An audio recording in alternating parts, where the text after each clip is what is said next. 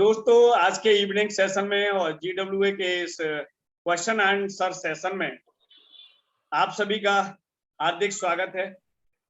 और आप सभी लोगों की मदद से, आप सभी लोगों की क्लैपिंग से, वर्चुअल क्लैपिंग से मैं आज की हमारी जो ग्रेट स्पीकर हैं अंजना दुबे, मैं उनका वेलकम करना चाहूंगा इस स्क्रीन पर। ओके, और मैं उनको इनवाइट करना चाहूंगा और मैं उनसे रिक्वेस्ट करता हूं कि वो अपने माइक को अनम्यूट करें। मैं एक बार सभी को म्यूट कर देता हूं और उनसे रिक्वेस्ट करूंगा कि वो अपने माइक को अनम्यूट करें और वीडियो को ऑन करें। और आज और हमारे और उनके बीच में एक लाइव बातचीत होनी है, ठीक है ना। हम इस सेशन के माध्यम से उनसे बातचीत करेंगे और उस बातचीत के माध्यम से ये आज बताने की कोशिश करेंगे कि एटॉमी का जो बिजनेस है एक आम आदमी की जिंदगी में कैसे परिवर्तन कर रहा है और कर सकता है। तो please help me welcome on the screen Anjana ji. आप अपना वीडियो करें, आप अपना ऑडियो ऑन करें और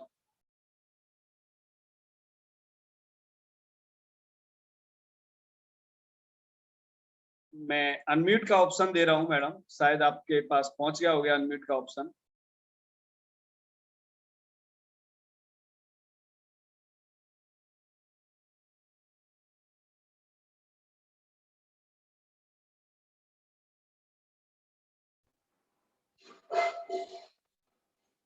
हेलो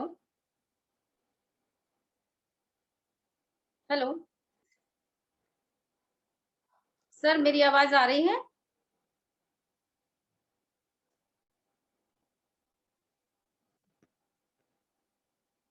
सर शायद आप अनम्यूट हो गए हैं। जी, क्या आप मेरी आवाज आ पा रही है आपके पास? जी सर, आपकी आवाज आ रही है। जी, तो मैडम आपका इस प्लेटफॉर्म पर बहुत बहुत स्वागत है आज के इस इवनिंग सेशन में। मेरी ओर से हमारे जितने भी पार्टिसिपेंट 74 हमारे पार्टिसिपेंट्स हैं, उनकी तरफ से और मेरी तरफ से आपका स्वागत है आज के इस सेशन में। और मैं आपके माध्यम से आपके साथ लाइव चैटिंग करके और कुछ आपके साथ क्वेश्चन के साथ, और मैं इस सेशन को हम क्वेश्चन आंसर सेशन बताएंगे। तो मैं आपसे कुछ क्वेश्चन करने वाला हूं। तो सबसे पहले तो मैं ये चाहूंगा कि 2 मिनट प्लीज अपना हमारे साथियों को इंट्रोडक्शन दें और उसके बाद फिर हम अपनी बातचीत जारी रखेंगे। तो प्लीज स्टार्ट मैडम। जी, सबसे पहले तो शर्मा सर और शर्मा मैडम जी को बहुत बहुत नमस्कार, बहुत बहुत धन्यवाद कि आपने मुझे ऐसा प्लेटफॉर्म दिया जिसमें मैं अपने आप को सामने ला करके अपने व्यक्तिगत अनुभव को बता सकती हूँ। और यहाँ जो भी जुड़े हुए हैं, जो भी साथी हमारे आए हुए हैं या जिन्होंने फर्स्ट बार ही इस प्रोग्राम को ज्वाइन किया, उन सभी का बहुत बहुत स्नेह भरा अभिनंदन और स्वागत करती हूँ। बहुत बहुत धन्यवाद। मेरा नाम अंजना दुबे है। मैं एमपी जबलपुर से, एक छोटा सा इंट्रोडक्शन जो मेरा है कि मैं एमपी जबलपुर से हूँ और एक बहुत ही छोटे से गांव से हूँ। अगर एजुकेशन की बात करूँ तो मेरा डबल पीजी है और कंप्यूटर भी मेरा डिप्लोमा है। मैं पेशे से एक शिक्षिका हूँ जो हायर सेकेंडरी स्कूल में शिक्षा का कार्य करती हूँ और आगे एटॉमी बिजनेस ही कर रही हूँ। थैंक यू मैडम, आपका छोटा सा परिचय देने के लिए, और हमारे साथ बने रहिएगा। और लगभग हमारे और आपके बीच में लगभग 40 मिनट बातचीत होनी है। और तो सबसे पहले मैं एक क्वेश्चन के माध्यम से मैडम ये जानना चाहूंगा कि ये जो एटॉमी बिजनेस है जिसे हम कर रहे हैं, तो एटॉमी बिजनेस में आने से एटॉमी बिजनेस में आने की आपकी मुख्य वजह मैडम क्या रही? जी सर, सबसे पहले अगर मैं इसका आंसर दूं अपने अनुभव से कि एटॉमी बिजनेस में मेरे आने की वजह क्या रही या क्या है, जो सोच कर मैं इसमें आई हूँ। सबसे पहले मेरा जो फोकस था, जब मैंने प्लान को सुना था, एटमी बिजनेस को जब सुना था, क्योंकि कोई भी व्यक्ति जब कोई भी कार्य करता है तो फर्स्ट बार ही वो सुनता है या समझता है। पहली बार जब मैंने एटमी बिजनेस को सुना, तो हर व्यक्ति के कुछ ना कुछ सपने होते हैं। वो अपनी लाइफ में कुछ सोचता है कि उसको क्या करना है, क्या बनना है, और एक उसका एक अल्टीमेट गोल रहता है कि वो समाज के लिए भी कुछ कर सके। ऐसा उसका, मेरा मानना है कि हर व्यक्ति का कुछ ना कुछ पर्पस होता है।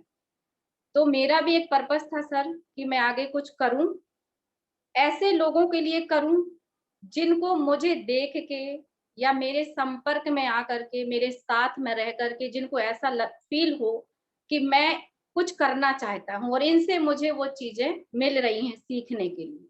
तो मेरा अल्टीमेट गोल यही था कि मैं लोगों के लिए कुछ कर सकूं, और मुझे लगता है एटमी बिजनेस में आने से मेरा ये गोल सफल होगा, और मैं पूरा प्रयास करूंगी कि लोगों के लिए कुछ ना कुछ कर सकूं, कुछ उनको मोटिवेशनल थॉट बता सकूं और उनके लिए कुछ नए रास्ते दिखा सकूं, बता सकूं, जिसपे चल करके वो अपनी लाइफ को एक नई दिशा दे सके। Thank you madam, thank you. बहुत ही जबरदस्त तरीके से आपने बताया कि एटॉमी बिजनेस में आने के पीछे आपका जो मुख्य कारण था, एक सोसाइटी को नई डायरेक्शन देना है ना, नई पॉसिबिलिटीज क्रिएट करना है लोगों के लिए। जो लोग अपने जीवन में कहीं ना कहीं उलझे हुए हैं, उनको एक बहुत बड़ी संभावना का जीवन देना, ये आपका थॉट है, और ऐसा थॉट लोगों का बहुत ही कम होता है।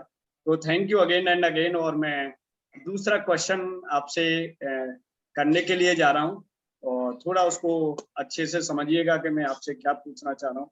एटॉमी बिजनेस में आने से पहले का जीवन, ओके, जब आपने एटॉमी ज्वाइन नहीं किया था, और आफ्टर एटॉमी बिजनेस को ज्वाइन करने का जो आपका जीवन है, और जो इतने दिन एटॉमी में जो आपकी यात्रा रही है, जब से भी आपने ज्वाइन किया, तो उस जीवन में एटॉमी ज्वाइन करने से पहले की लाइफ में और आफ्टर ज्वाइनिंग ये जो लाइफ है, इस समय जो भी जैसा भी आप महसूस कर रही हैं, उसमें आपको क्या डिफरेंस दिखाई देता है पहले की लाइफ में और अब की लाइफ में आफ्टर एटॉमी? यस। जी सर, एटमी बिजनेस ज्वाइन करने से पहले और ज्वाइन करने के बाद जो मेरे जीवन में चेंजिंग आई, वो बहुत ही बड़ी चेंजिंग थी। शायद मैंने एक्सपेक्ट भी नहीं की थी कि ऐसा बदलाव आएगा। एटॉमी बिजनेस ज्वाइन करने से पहले मेरी पर्सनल लाइफ जो थी, बहुत ही संकुचित थी। संकुचित का अर्थ है बहुत ही सीमित थी। जब हम कोई चीज सोचते हैं तो हमें ये लगता है मैं ये करूंगी, मुझे मेरे लिए ये काम करना है, या मुझे आगे बढ़ना है तो अपने लिए ही बढ़ना है, आगे मैं कुछ करूंगी उसके बाद लोगों के लिए कुछ करूंगी। सब जो थॉट, जो विचार था, वो सिर्फ मैं ही समाहित था कि मुझे ये करना है। आफ्टर एटमी बिजनेस ज्वाइन करने के बाद जो सबसे बड़ा चेंज मेरे में आया कि मैं से हम हो गए। हम का मतलब है कि मुझे ये फील होने लगा कि अब मुझे अपने लिए नहीं, मेरे साथ जो लोग जुड़े हैं उनके लिए भी कुछ करना है, और ऐसा करना है कि मैं एक उनके लिए एक एग्जाम्पल बनने की कोशिश करूं। कि कोई व्यक्ति अगर जीवन में आगे बढ़ने की कोशिश कर रहा है, डायरेक्ट सेलिंग इंडस्ट्रीज को अगर वो अपना रहा है, वो उसमें जाने का विचार कर रहा है, तो वो पूरे 100% फेथ के साथ, क्योंकि व्यक्ति का विश्वास ही उसको आगे ले जाता है, पूरे फेथ और विश्वास के साथ वो इस डायरेक्ट सेलिंग इंडस्ट्री को ज्वाइन करे, और खुद में तो वो बदलाव करेगा ही करेगा। इस इंडस्ट्रीज के द्वारा वो दूसरों के जीवन में भी बदलाव करने का और बदलाव लाने की पूरी पूरी कोशिश करेगा। इसमें आने से मैं अपने व्यक्तिगत जीवन में सर बहुत बहुत कुछ चेंज फील कर पाई हूँ, और बहुत बदलाव आया। संकुचित से विस्तृत की ओर जाना मेरा सबसे बड़ा एम है इस बिजनेस में। Thank you madam, thank you again and again. आपने बहुत ही सहजता से इस बात को जवाब दिया, उसके लिए बहुत बहुत धन्यवाद। और इसी सीरीज में एक मेरा नया क्वेश्चन और है आपके साथ, और वो क्वेश्चन है कि एज ए लेडी लीडर या as a lady, as a female, Atomy business शुरू करने से लेकर और जो आपने अभी रिसेंटली एजेंट लेवल जो अचीव किया है, उसके लिए मेरी ओर से और सारे हमारे जितने भी ऑडियंस है, पार्टिसिपेंट्स है, उनकी तरफ से आपको बहुत बहुत बधाई। और शुरू करने से लेकर और एजेंट लेवल अचीव करने तक आपको क्या क्या परेशानियां आई, ठीक है ना, जो जीरो लेवल होती है और आज का जो लेवल है उसमें क्या क्या तो परेशानियां आई, और उन सभी परेशानियों को आपने कैसे ओवरकम किया। एज ए लेडी लीडर्स बहुत सारी डिफिकल्टीज होती हैं, बहुत सारे चैलेंजेस होते हैं लेडीज के सामने। ओके, तो वो सारी चीजें कैसे आपने ओवरकम की है, उस पर थोड़ा सा प्रकाश डाल।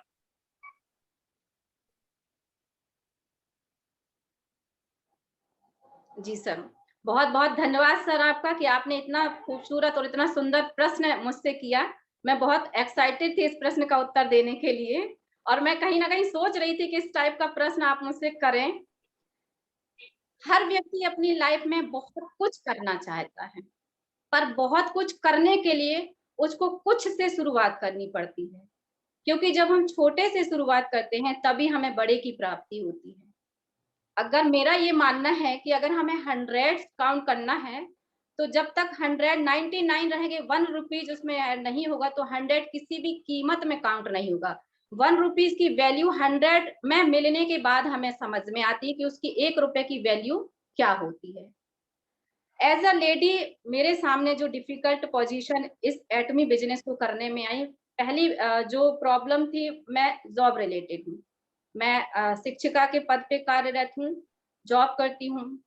सेकंड प्रॉब्लम, मैं हाउसवाइफ भी हूँ, तो डेफिनेटली बहुत सारी जिम्मेदारियां हैं हर हाउसवाइफ के ऊपर होती है। जब वो वर्क फील्ड में निकलती है और पर्सनली कोई वर्क भी करती है, तो उससे तो मुझे समय की प्रॉब्लम जो है उसको भी फेस करना है। उसके साथ साथ अपने घर के जो वर्क हैं वो भी मुझे करना है, और एटमी बिजनेस जो मैंने ज्वाइन किया है उस पे मुझे प्रोस्पेक्टिंग करनी है, लोगों को समझाना है, मोटिवेशन करना है कि हम इसको क्यों कर सकते हैं और हम इसमें आकर के कैसे इस पे कार्य कर सकते हैं। तो ये जो समस्याएं थी, समय की प्रॉब्लम, और उसके बाद में मुझे जॉब में रहते हुए नौकरी को भी देखना, कभी कभी इनफैक्ट ऐसा भी टाइम आता है, लास्ट 2 ईयर से कोविड का जो सिचुएशन चल रहा है, तो हमें लास्ट मोमेंट पे भी संडे में भी इंक्लूड जा करके वर्क करना पड़ता है। तो मैंने जो एक टाइम सेट किया था कि मुझे मीटिंग ज्वाइन करना है, अपना सेशन ज्वाइन करना, क्योंकि सेशन ज्वाइन करने से बहुत बहुत प्रभाव होता है। सेशन ज्वाइन करने से हमें पता चलता है कि हमें करना क्या है, हमें लोगों से कैसे बात करनी है, लोगों को कैसे बताना है, ये सभी चीजें हमें आती। तो इन सभी चीजों को मुझे सेट करने के लिए सर थोड़ा बहुत परेशानियां आई, पर मैंने उनको बहुत कोशिश की बहुत अच्छे तरीके से मैनेज करने की, समय से सारे कार्य को करने की, कि मैं जॉब भी कर सकूं और जॉब के साथ साथ एटमी बिजनेस को भी कर सकूं, और लोगों को उसी फेथ, उसी विश्वास के साथ जोड़ सकूं कि आप जॉब करते हुए, हाउसवाइफ रहते हुए, घर के कार्यों को करते हुए भी आप डायरेक्ट सेलिंग इंडस्ट्रीज में अपना 100% दे सकते हैं। बशर्ते आप समय का सदुपयोग करिए, समय की वैल्यू समझिए, और समय के अकॉर्डिंग अपने आप के वर्क को, आपके जो पर्सनल वर्क है उनको आप डिवाइड करिए कि आपको किस समय क्या काम करना है, तो बहुत ही इजी हो जाता है, आप अपने आप को आगे ले जा सकते हैं। Thank you madam, thank you, बहुत ही सुंदर जवाब देने के लिए, बहुत ही अच्छे से चीज़ों को समझाने के लिए। रियली आप के पास बहुत ही इश्यूज हैं, अगर चाहें तो इतने इशू हैं, इतने आपके सामने प्रॉब्लम्स हैं कि एटॉमी न करने के आपके पास लगभग 1000 बहाने हैं, लेकिन उन 1000 बहानों को साइड से रख के आपने ये प्रूव कर दिया है कि यस, अगर हमारी बर्निंग डिजायर हो और हमें किसी काम करने की अंतर चेष्टा हो, तो हम किसी भी मुकाम को हासिल कर सकते हैं और कितनी भी बड़ी चुनौतियों का सामना कर सकते हैं, और आपने ये रियली प्रूव कर दिया है। तो सबसे पहले तो हम प्राउड फील करते हैं कि आप RM शर्मा टीम की एक बहुत ही प्राइम मेंबर हैं, GWA की बहुत ही फाउंडर मेंबर हैं और इनिशिएट से हमारे साथ जुड़ी हुई हैं। तो काफी चैलेंजेस हैं, उस चैलेंजेस को भी ओवरकम करके, उनको दरकिनार करके, उनकी परवाह न करते हुए भी आप हर एक दिन नए साहस के साथ इस बिजनेस को कर पा रही हैं। उसके लिए बहुत बहुत धन्यवाद, और आपकी जो साहस है आपके, उसके लिए मुझे शाबाशी देनी पड़ेगी आपको। Thank you again and again. और मेरा अगला क्वेश्चन आपसे एक और है, मेरा अगला क्वेश्चन एक और ये है कि आप अपने आप को, जो भी आप जैसा अब तक समझ पाई हैं एटॉमी बिजनेस को और जो भी आपने मेहनत की है, उसके हिसाब से आप अपने आप को, या आप अपनी प्रेजेंट सिचुएशन को देखते हुए आने वाले 1 साल में और आगे आने वाले 3 साल में इस बिजनेस में आप अपने आप को कहाँ देखती हैं? अगला मेरा क्वेश्चन है आपसे। जी, एटमी बिजनेस को जहां तक मैं समझ पाई हूँ सर, ये खुद के लिए एक बहुत बड़ी अपॉर्चुनिटी है। इस एटमी बिजनेस के माध्यम से आप जो चाहें वो कर सकते हैं, पर करने के लिए आपको पूरी मेहनत और लगन की जरूरत है। एटमी बिजनेस आपसे समय बहुत कम मांगता है। समय आप अपने तरीके से दे सकते हैं। आप रात यूज करें, दिन यूज करें, शाम यूज करें, सुबह यूज करें, जब भी आपको टाइम मिलता है तब आप एटमी बिजनेस कर सकते हैं। एटमी बिजनेस में जहां तक मैं अभी आपको देख पाई हूँ कि मैंने एजेंट लेवल जो अभी रिसेंट कवर किया है, तो ये भी कहीं ना कहीं एक मेरा जितना बन पाया मैंने पूरी मेहनत की, पूरी कोशिश की, समय का उपयोग करके नौकरी करते हुए बिजनेस को करना, लोगों के साथ शेयर करना अपनी बातों को। तो मेरा यही है कि एटमी बिजनेस अभी जो मैंने रिसेंटली एजेंट लेवल क्लियर किया, इसके बाद मैं अपने आप को 1 ईयर में एज अ सेल्स मास्टर, और जो कि आपका प्रश्न था कि 1 साल से लेकर के 3 साल में कहाँ तक देखना चाहती हूँ, तो मैं सेरन रोज मास्टर, डायमंड मास्टर अपने आप को देखना चाहती हूँ और देख रही हूँ। क्यों?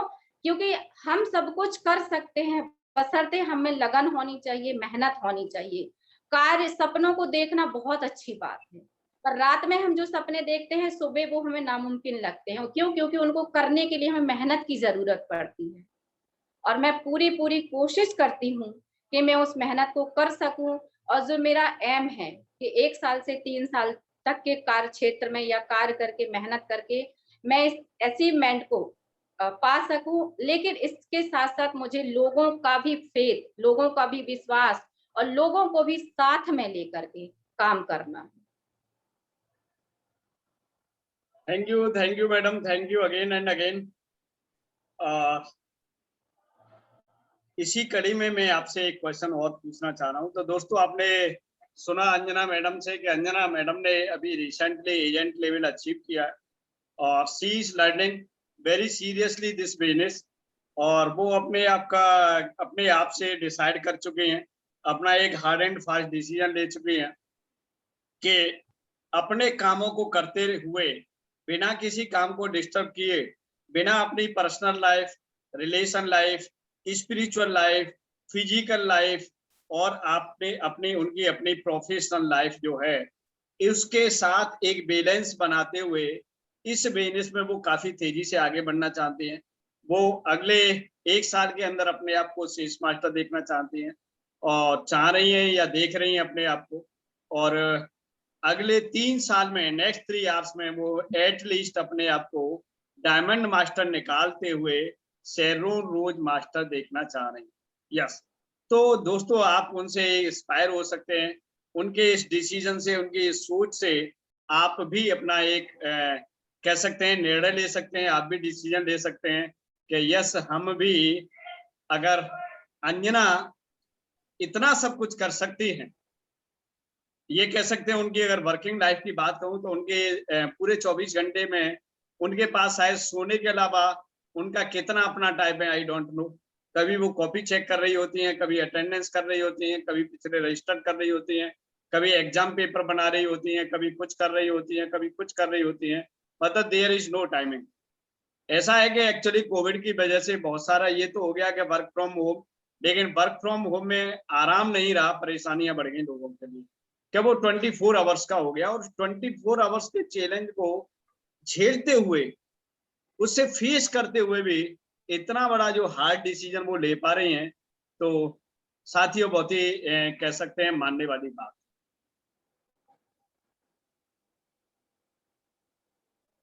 अगला हमारा जो साथियों जो कह सकते हैं कि क्वेश्चन है अंजना जी के साथ, तो अंजना जी एक नया क्वेश्चन और है कि एक आम इंसान का उसके जीवन की विपरीत परिस्थितियों में कैसा रवैया होना चाहिए।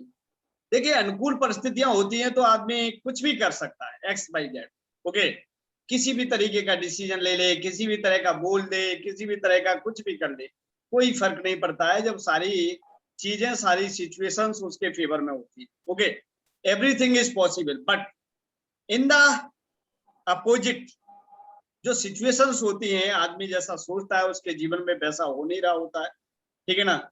उस समय उसको कैसा रवैया अख्तियार करना चाहिए और उससे कैसे निपटना चाहिए, इसके बारे में हमारे जितने भी ऑडियंस है थोड़ा उनको बताएं कि आपके जीवन में अगर प्रतिकूल परिस्थिति आती हैं तो आप उसको कैसे हैंडल करते हैं। जी अंजना। जी सर, ऐसा मेरा मानना है कि संसार में ऐसा कोई भी प्राणी नहीं है मनुष्य जीवन में जिसके साथ विपरीत परिस्थितियां ना आई। हम देखते हैं कि अगर एक बालक भी है, उसको भूख लगती है, तो जब तक वो रोता नहीं है तब तक उसको खाना नहीं मिलता। उसको भोजन के लिए रोना पड़ता है, उसकी माँ को पता है कि उसको भूख लगी है, लेकिन फिर भी उसको एक अपनी बात रखना पड़ता है कि मुझे भूख लगी है, खाना दो, तब जाके माँ उसको दूध पिलाती है। तो हर व्यक्ति के साथ में विपरीत परिस्थितियां आती हैं। विपरीत परिस्थितियां से निकलने का सबसे बड़ा जो उसका एक कहना चाहिए फीलिंग होती है, सबसे पहले तो उसको धैर्य धारण करना चाहिए। ये किताबी बातें हमने और आपने बहुत पढ़ी हैं, सुनी हैं, देखी हैं, पर ये जब तक हम खुद इसको फील नहीं करते, खुद हम उसको महसूस नहीं करते, तब तक वो कैपेसिटी हमें नहीं आती। सबसे बड़ी चीज है हमें धैर्य धारण करना।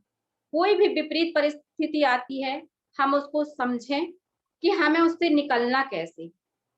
हमें एक साहस की जरूरत होती है, हमें शक्ति की जरूरत होती है। शक्ति का अर्थ ये नहीं है कि हमें तलवार लेके किसी से जबरदस्ती हाँ करवाना है।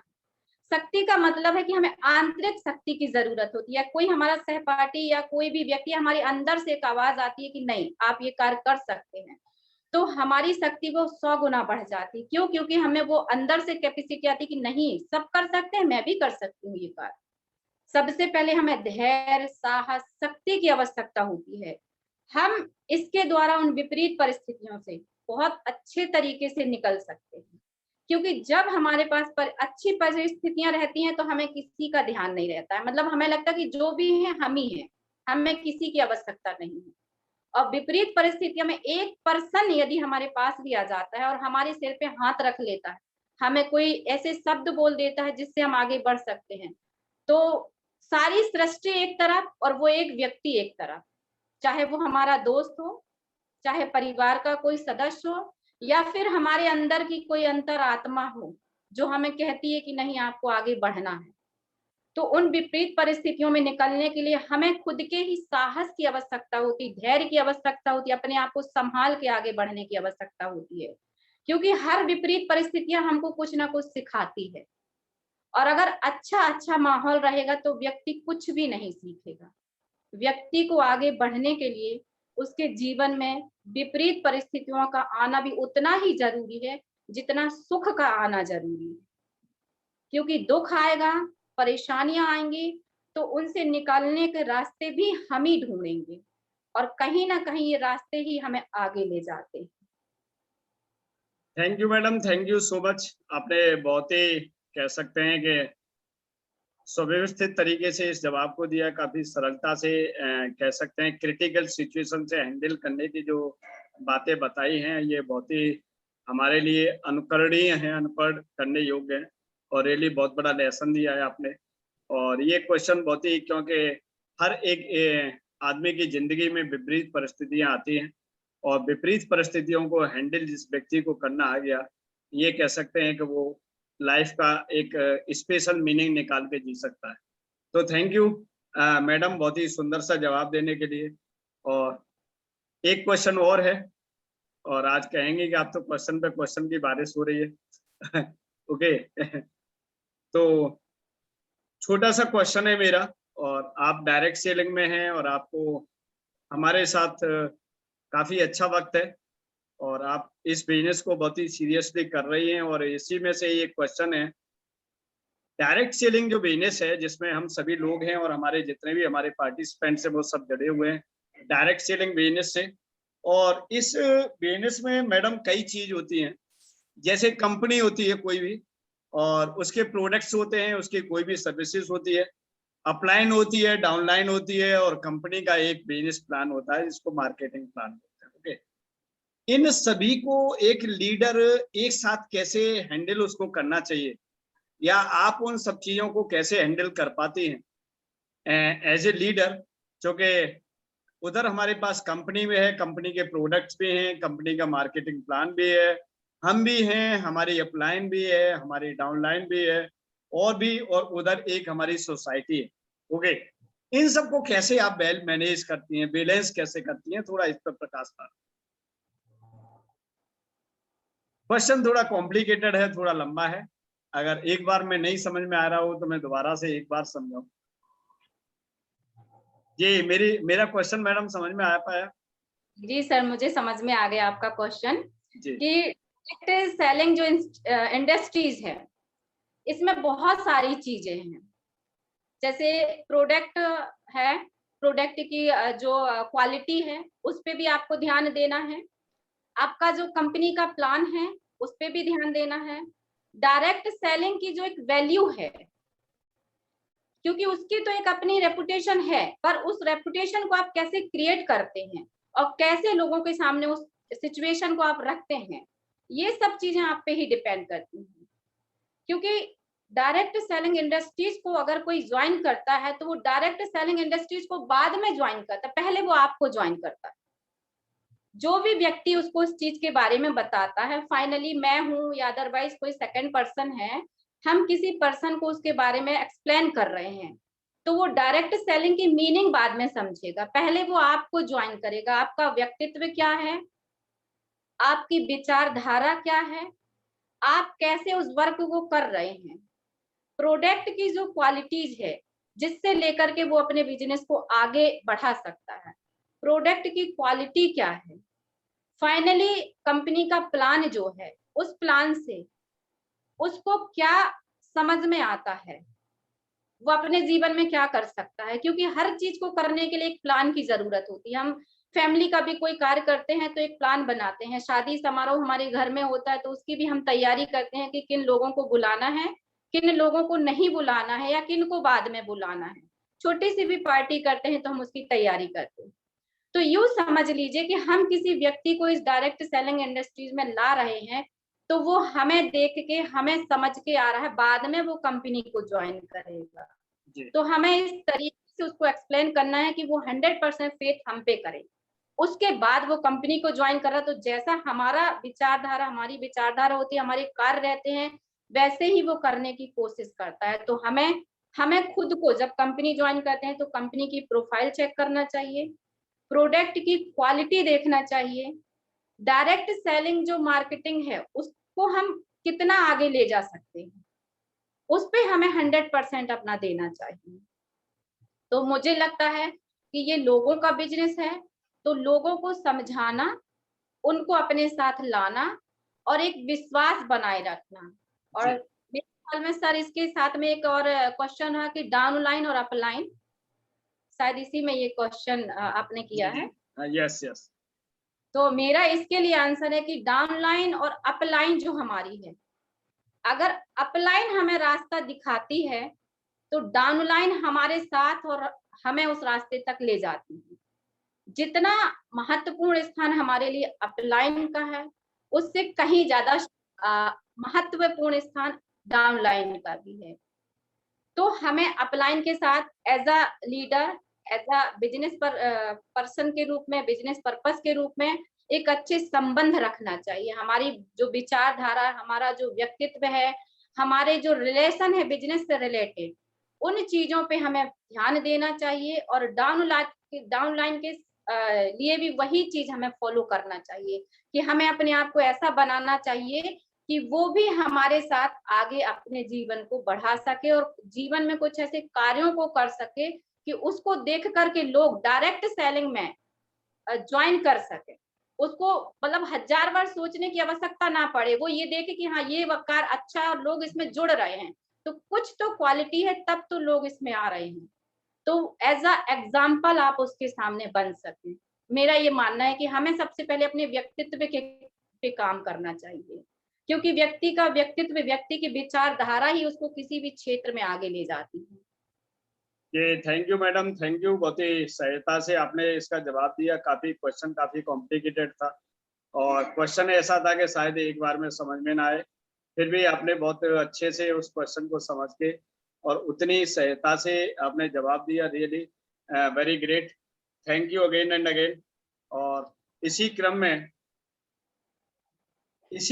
में एक क्वेश्चन और है आपसे मेरा कि हमने सुना है मैडम कि डायरेक्ट सेलिंग बिजनेस हम सभी को वो सब कुछ दे सकता है जो किसी नौकरी या दूसरे बिजनेस से संभव नहीं, और इस बारे में आपके क्या विचार,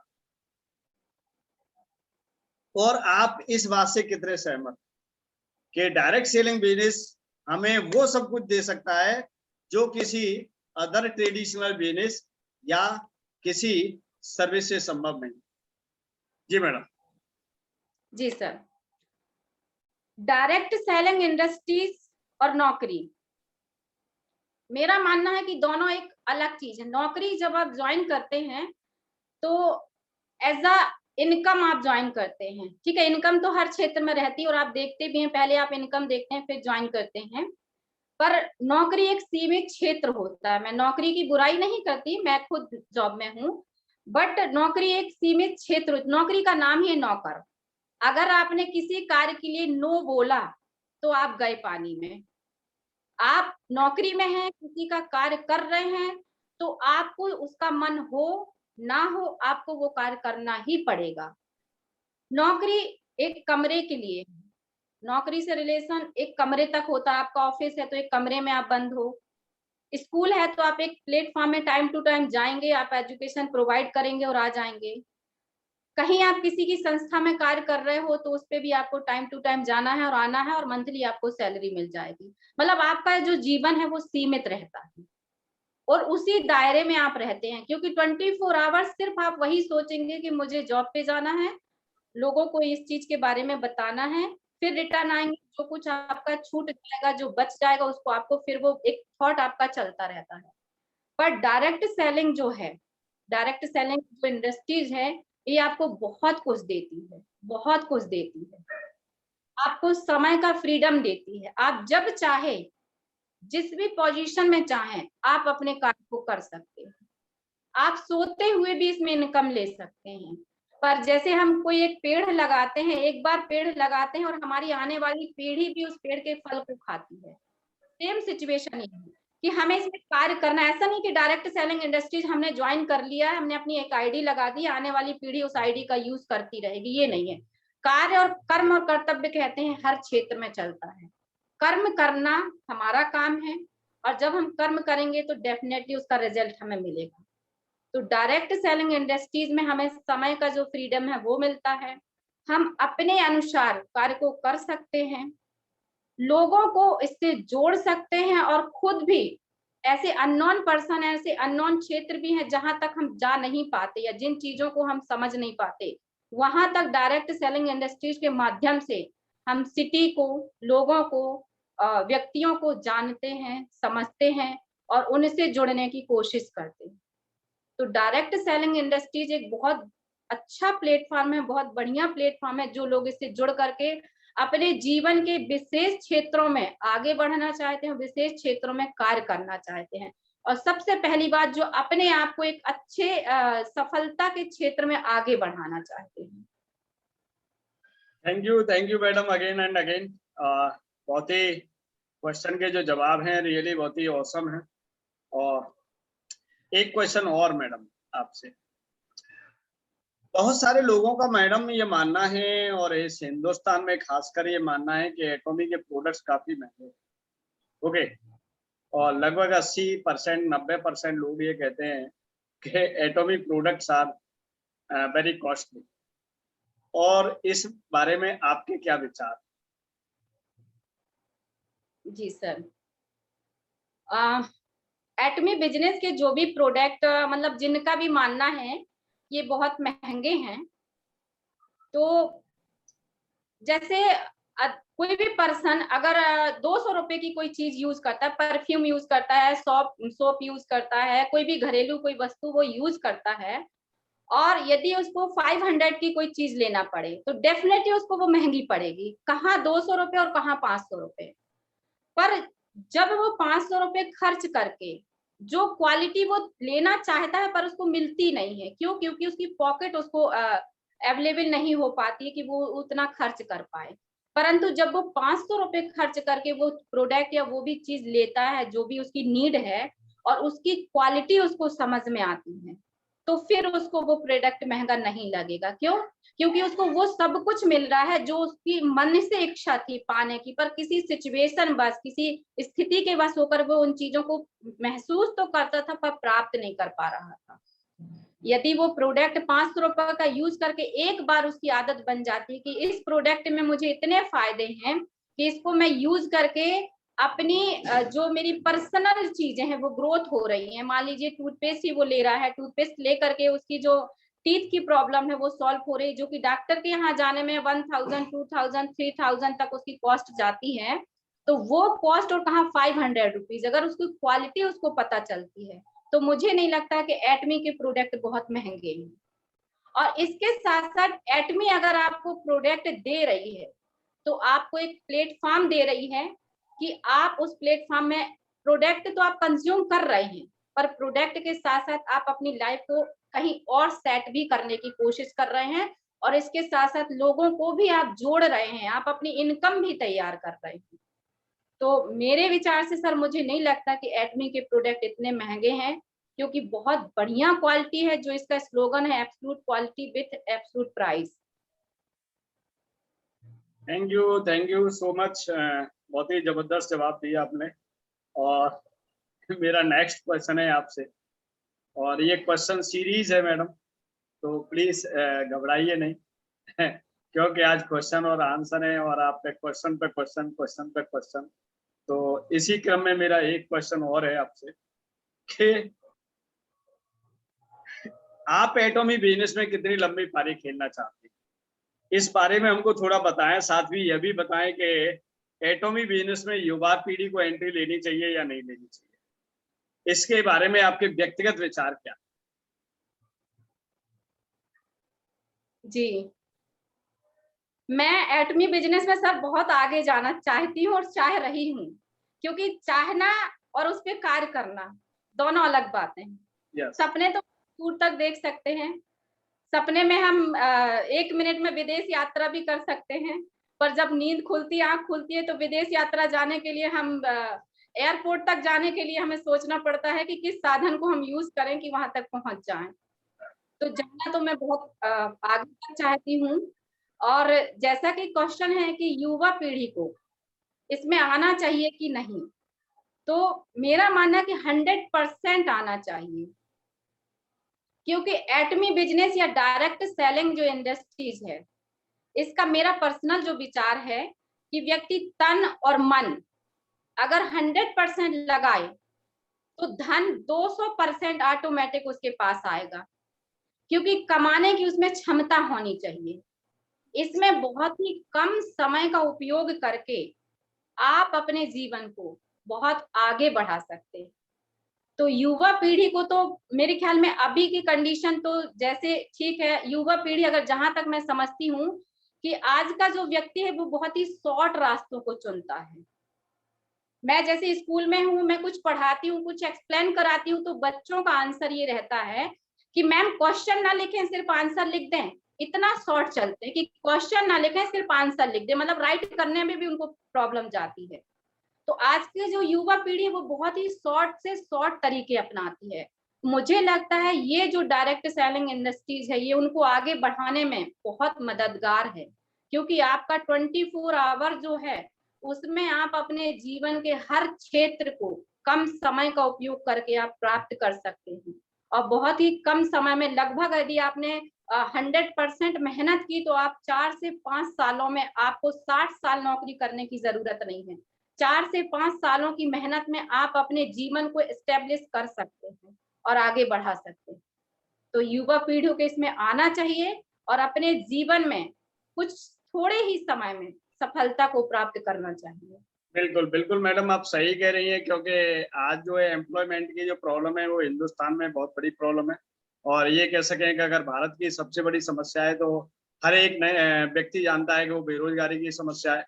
और इस बेरोजगारी की समस्या को जो दूर करने वाली जो इंडस्ट्री है वो डायरेक्ट सेलिंग के अलावा कोई और नहीं, क्योंकि मशीनीकरण का यूज हो रहा है, रोबोटिक ऑपरेटेड कंपनियां आ रही हैं, लॉन्च हो रही हैं, इंसान जैसे काम करने वाली चीजें खत्म हो जाएंगी। ये कह सकते हैं कि आपका ये कोल मार है, जहाँ से आपके प्रोडक्ट बनते हैं, वहाँ इंसान काम नहीं करता। कैसे मान लीजिए आप, टोटल रोबोटिक ऑपरेटेड कंपनी है, इसीलिए जितने भी प्रोडक्ट्स आपके पास आते हैं वो highly purified and nano technology से बने हुए और हाइजेनिक प्रोडक्ट आते हैं, जहाँ इंसान का हाथ नहीं लगता है दोस्तों। इसीलिए कोई ये न कहे कि एटॉमी के प्रोडक्ट्स महंगे हैं, क्योंकि 100% रोबोटिक कह सकते हैं कि क्रिएटेड जो प्रोडक्ट हैं, ओके, मैन्युफैक्चर्ड जो प्रोडक्ट हैं वो सस्ते नहीं हो सकते, क्योंकि रोबोटिक टेक्नोलॉजी बहुत महंगी है, नैनो टेक्नोलॉजी बहुत महंगी है, हाइजेनिक टेक्नोलॉजी बहुत महंगी है, ऑर्गेनिक टेक्नोलॉजी बहुत महंगी है, हर्बल टेक्नोलॉजी बहुत ही महंगी है। बोले इसीलिए आप प्रोडक्ट को महंगे नहीं कह सकते। जिस टेक्नोलॉजी से हमारे जो प्रोडक्ट बने हुए हैं, रियली ऐसे प्रोडक्ट बनाना बहुत अपने आप में एक टिपिकल टास्क है, हर कंपनी का काम नहीं है। तो मेरा मैडम एक लास्ट सवाल और है आपसे, ठीक है ना? मुझे लगता है कि आपको सवालों का जवाब देते देते काफी टाइम हो गया, और आपको भी लगता होगा कि कोई ऐसा सवाल ना आ जाए कि यस, तो बहुत ही एक लास्ट सवाल है आपके पास, और मेरा सवाल ये है कि अगर एटॉमी बिजनेस में, मुझे मालूम है कि आप 100% सक्सेस होंगी, फिर भी मैं लगाता हूं कि अगर, ठीक है ना, क्योंकि वक्त का कोई पता नहीं होता है किसी भी इंसान के साथ, तो मैं एक अगर शब्द का यूज कर रहा हूं।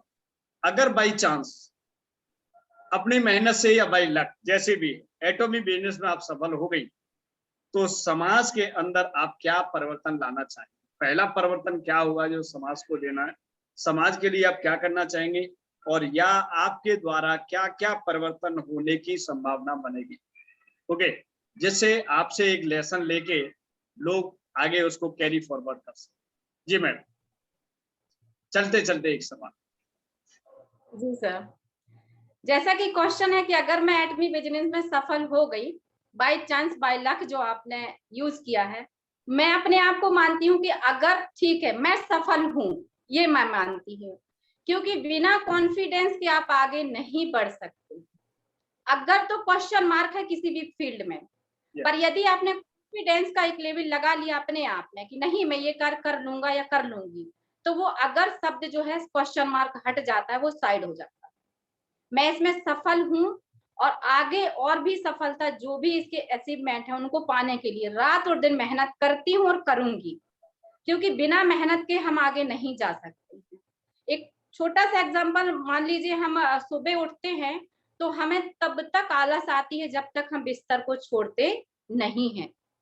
अगर एक बार हम बिस्तर को छोड़ देते हैं तो हमें वो सारे कार्य याद आ जाते हैं जो हम सोते हुए नहीं करते हैं, कि नहीं अब मैं ये नहीं करूंगा, अब रहने दो, कल करूंगा, परसों करूंगा, आगे कर लूंगा। तो वो चीजें बिस्तर तक ही डिले होंगी, पर जैसे ही हम बिस्तर छोड़ते हैं तो हमें एक कॉन्फिडेंस आ जाता है कि नहीं ये कार्य हम आज कर लेंगे तो कल हम एक दूसरे काम को कर सकते हैं। तो व्यक्ति यदि अपने आप में कॉन्फिडेंस रहता है, अपने आप में उसको पावर रहती है कि मैं ये करूंगा ही करूंगा, तो ये उसका विश्वास उसको बहुत आगे ले जाता है। समाज को, इसमें समाज के लिए मैं क्या कर सकती हूँ, तो मैं अगर बताऊं तो मैं कोई राजनेता तो नहीं हूँ कि मैं बहुत बड़े बिजली के, पानी के और राजनीतिक क्षेत्र के दावे करूं, पर हाँ ये मेरा पर्सनल जो खुद का थॉट, एक विचार, जैसे मैंने पहले क्वेश्चन में बताया था कि मेरा मानना है कि मैं बहुत सारे नहीं तो अगर मैं एक व्यक्ति के जीवन में भी कुछ ऐसा कर सकती हूँ कि उसके पर्सनल लाइफ में कोई खुशी दे सकती हूँ, उसको जीवन में आगे बढ़ने की कोई एक रास्ता बता सकती हूँ, जिससे कि वो आगे जा करके कभी तो वो याद करेगा कि किसी एक बंदे ने या बंदी ने, एक व्यक्ति ने मुझे इस राह पे लेके आया, आगे चलना मेरा कार्य था। तो मेरा सबसे बड़ा ये जो काम है, मेरे जो मानसिक मेरी सोच है कि मैं व्यक्तियों को आगे लाने की और इस फील्ड में काम करने की पूरी शिद्दत से, पूरी ईमानदारी से कोशिश करूंगी कि जैसे मैं कर रही हूँ वैसे भी वो इस कार्य को करें, मुझसे भी बेहतर तरीके से करें, क्योंकि हर व्यक्ति की क्षमता उसके ऊपर ही डिपेंड रहती है। वो किस कार्य को किस फील्ड में और कैसे करना चाहता है, वो उसके ऊपर डिपेंड है। तो मैं कोशिश करूंगी और करती हूँ कि लोगों को मैं इसमें जोड़ सकूं और उनके जीवन में कुछ परिवर्तन लाने का एक माध्यम बन सकूं। थैंक यू अंजना जी। और रियली आपने बहुत ही बेहतरीन तरीके से, उम्मीद से कहीं कहीं कई गुना ऊपर हमें ये जवाब दिए, हमारे ऑडियंस को जवाब दिए। और आज के आपके इस इंटरव्यू सेशन के माध्यम से हमारे लगभग हमारे सेशन में मैक्सिमम 86-88% रहे और बहुत सारे क्वेश्चन से उनको एक नई प्रेरणा मिली होगी, नया एक लेसन मिला होगा। मैडम आपके उन जवाबों से, मेरे इस सवाल से, तो आपको बहुत बहुत धन्यवाद कि आपने हमारा साथ दिया और हर क्वेश्चन का बड़े कह सकते हैं कि बेबाकी से जवाब दिए। ओके, उसके लिए बहुत बहुत धन्यवाद। और इस सेशन में आने के लिए, हमें अपना कीमती समय देने के लिए बहुत बहुत धन्यवाद। हमारे पार्टिसिपेंट्स के तरफ से आपको बहुत बहुत धन्यवाद, और हमारी ओर से और पूरे GWA एंटायर प्लेटफॉर्म की ओर से सभी आगंतुकों का, सभी श्रोतागणों का बहुत बहुत धन्यवाद कि इन्होंने इतने पीसफुली, और अब भी लास्ट सेशन एंड होने के लिए जा रहा है और फिर भी हम 71 पार्टिसिपेंट्स हैं। तो really very great, thanks to all of you. और मैं इस सेशन को बाइंड अप करने से पहले अनम्यूट करना चाहूंगा सभी लोगों के लिए, जिससे आपका कह सकते हैं वो शुक्रिया अदा कर सके क्लैपिंग के साथ। तो सारे लोगों को मैंने अनम्यूट करने का ऑप्शन दिए हैं, और अंजना जी के लिए एक ग्रेट क्लैपिंग हो जाए।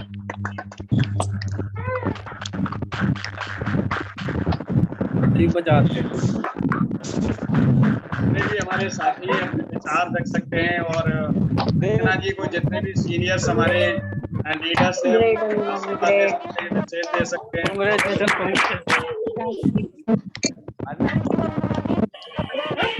ताली बजाता है।